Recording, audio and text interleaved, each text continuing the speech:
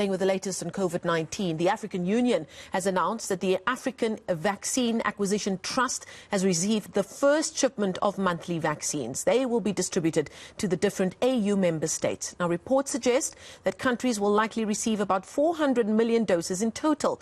To unpack the significance of this for the continent, I'm joined by the University of KwaZulu-Natal's Research and Innovations Acting Deputy Vice-Chancellor, Professor Mosa Moshabela. Thank you so much for joining me. Prof, I've been following your work prolifically on Twitter, helping us all stay informed by following a scientist such as yourself. So thank you so much for your time here this evening. Why is this first shipment of the vaccines acquired by the African Vaccine Acquisition Trust so significant in your opinion? Good evening, Marcel, and to the viewers. In my opinion, this is one of the most important steps that have been taken by Africa this week and the African Union. And it's unfortunate that it has not really gained the traction that it deserves because you know how Africa as a whole has got less than 2% of the population vaccinated. It's got less than 4% of the population with at least one vaccine. And we are talking about a situation where places like the US have more than 50% vaccinations. Places like the UK, Israel, places like Iceland, they've got more than 70%, Canada. And this is reflective of the injustice of vaccine distribution across the world. And Africa is really lagging behind. So to actually have an avenue whereby Africa might be able to get the 400 million doses that it needs to cater for at least 30% of the population that needs to be vaccinated, because the target is really 60% of the population. At least half of that target can be catered for with vaccines that have been packaged here on African soil.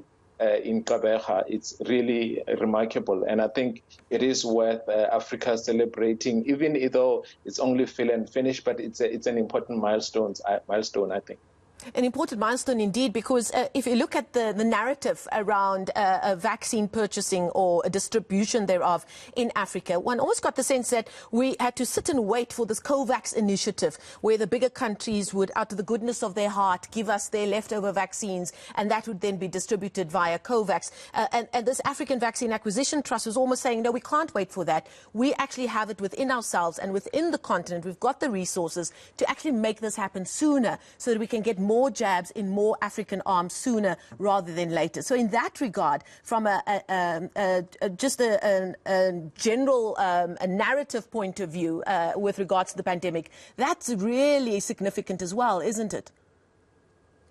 Absolutely. And you also have to remember that the origins of the Vaccine Acquisition Trust and the Vaccine Acquisition Task Team, which is a collaboration with the World Bank, really originate from the time when our president, Cyril Ramaphosa in South Africa, was still head of the AU, chair of the AU. And at the time, South Africa went through a period where it needed to acquire PPE and laboratory reagents and so forth, and it formed this collaboration across different sectors. That same model was used in order to try and help the rest of Africa. And it relates to that initiative, as well as, the push for the Continental Free Trade Agreement, to say Africa needs to basically pool resources and lobby together so that it can be able to negotiate price, which is a model that was used in South Africa to try and lobby when it came to COVID-19 materials and supplies. And so I think that all these collaborations that we are seeing across Africa to try and get vaccines together, really it's a reflection of that leadership initiative that started then. And the agreement was actually signed in March this year, with Johnson & Johnson, because it's a single-dose vaccine. It requires easy refrigeration.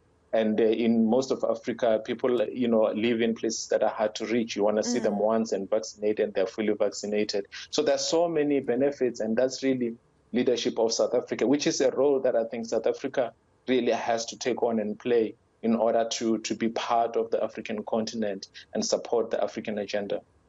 Now, the numbers are certainly promising with regards to the numbers of vaccines we are hoping to distribute across the continent with this acquisition, or the first shipment, as it were. How confident are you that once we have those vaccines shipped, that they will be distributed in the right way, that the states will get it, that the people in rural areas will get it? Because but people very quickly forget that Africa is uniquely skilled in fighting certain diseases and vaccinating people in far-flung places as well. So how do you feel about the distribution of those vaccines once they are shipped? Yeah, no, I think that, firstly, I think we have to recognize that, you know, the fact that the vaccines can be packaged here in Africa gives us a little bit of certainty that we might be able to meet the target. And the target is 6.4 million for August, and about 50 million by end of the year. And from January, 25 million doses a month will be delivered. But the logistics of it are being arranged with the UN, the support of UN logistics, which, you know, they have a lot of experience in terms of managing supplies across Africa. And I am confident that as long as they arrive in those countries, because it does not require complex cold chain, it can use the standard vaccination cold chains that we have in Africa to get to the people. I think people in Africa do take vaccination seriously. And so I am confident that as long as we can have the vaccines, the countries will be able to manage the vaccine supply, especially because there's going to be so much accountability, which is going to be centrally located within the African Union for countries to be able to do this properly. So nevertheless, I think it's important that the vaccines are there. Countries are given the freedom to manage them. They work with their supply chain. And the rest of the vaccines that will be coming from COVAX can then supplement what Africa will be distributing on its own. Before I let you go, Prof, if I could ask you just to move your gaze more locally to the vaccine process here in South Africa. I was reminded of a tweet that you pinned just a few days ago at the top of your account, in which you say that I hear from people who want to take COVID-19 vaccines but are simply afraid. They report fear of the needle itself, fear of side effects, or fear of breakthrough infections with COVID-19. These people are pro-vaccine but just on the fence. It takes courage to acknowledge fear. Now, just earlier you said, you know, we're dealing with the people that know that vaccines work, but it seems that with COVID-19, the fears are a little different. The approach is a little different. Why do you think that is the case? I think most of it comes from the fact that, you know, in Africa, health is positioned mostly as treatment of people with an active disease. It's not really prevention and health promotion in general. And the second thing is that most people who get vaccines, they get vaccines as young children. They don't necessarily exercise their autonomy as adults to basically choose a vaccine. It's when you travel, you have to take a yellow fever vaccine and so forth, that you take these vaccines. People who are afraid of needles, but they take the flu vaccine, they give sort of positive feedback. Really, the majority of South Africans are not exposed to the flu vaccine. It's like less than 5%. So people are not really exposed to vaccines as adults. And now they have to deal with needles, they have to deal with medical product. And there's been so much scrutiny. I mean, there's been so much social media scrutiny of the COVID-19 vaccine, with a lot of misinformation and disinformation. People are confused, and so they hear stories of adverse events, and those things can be quite scary, especially because we don't really have a concerted effort in South Africa to counter misinformation and disinformation, especially from trusted sources. So people can just basically, you know, people rely a lot on social media for news. And so, and now we're actually getting into a phase where it's no longer about myths, it's about lived experiences of people, and they report all these experiences that they've had, and no one is systematically unpacking and addressing the concerns that people have.